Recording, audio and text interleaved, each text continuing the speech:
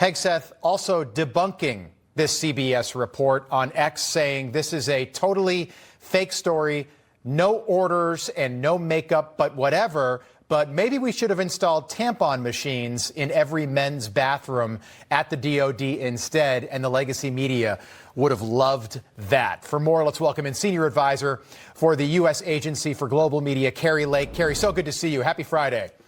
Oh, thanks. I'm so glad that Pete Hegseth has a great sense of humor.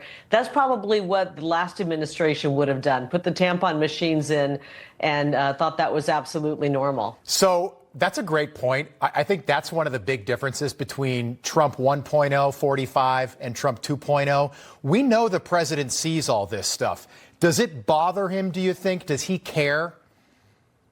I think if you're not being attacked by the media, you might not be working hard enough in this town. I mean, everyone right now that I know of in Washington, D.C. in this administration is being attacked or sued or having these outrageous, ridiculous judgments against them by judges who are completely out of control. So President Trump has been attacked more than anybody. He's had more fake news stories written about him. I've had my fair share. And it just tells me that you're over the target. I think President Trump, more than anyone, recognizes that. That's a really good point. And obviously, it's not my job to defend Pete Hegseth, but it is my job to point out hypocrisy. The media is upset about $40,000. The DOD's got a $1 trillion budget. So we're not talking about a lot of money. But under Lloyd Austin this fall, Kari, right before the election in November, the Defense Department spent $6.1 million on lobster tails, $16 million on ribeye steaks so they could celebrate the last 4 years, and $200,000 on ice cream. I don't remember the media mentioning any of that. Maybe you do.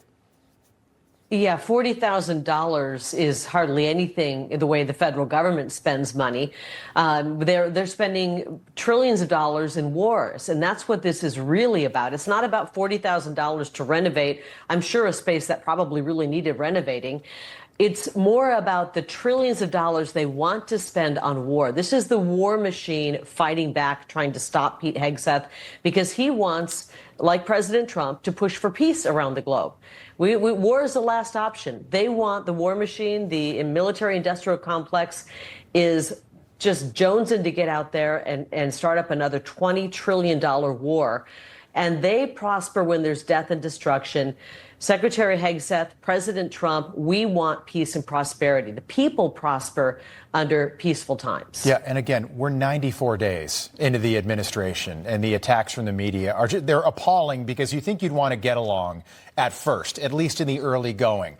It might serve these media organizations better than they're serving their audience right now. The president is going to be in Italy tomorrow for the Pope's funeral. Now, of course, he is there to mourn, but politically, he's going to get a lot of face time with a lot of other world leaders while he's there. A good political move by the president? Well, I really think the president is going to pay his respects to Pope Francis.